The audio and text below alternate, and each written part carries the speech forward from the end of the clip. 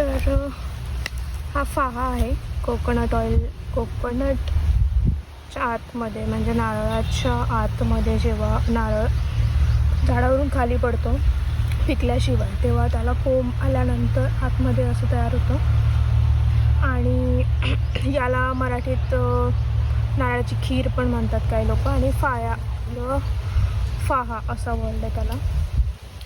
ते खाण्यासाठी पचनासाठी स्किनसाठी ह्यासाठी चांगलं असतं असं म्हणतात. आणि याचं जे कोटिंग आहे आतमधलं ते प्युअर नारळाच्या तेलासारखं झालेलं असतं, जे आपण हाताला वगैरे ॲज अ कोकोनट ऑइल म्हणून लावू शकतो.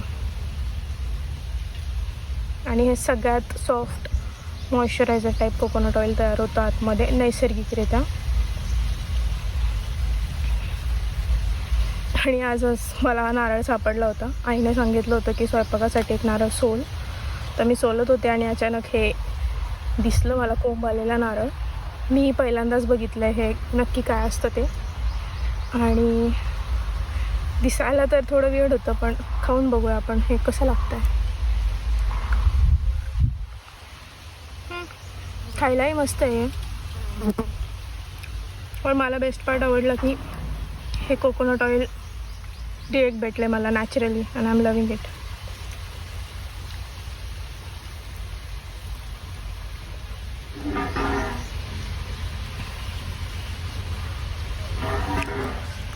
तुम्हाला कधी असा नारळ सापडला असेल तर मला कमेंटमध्ये नक्की सांगा.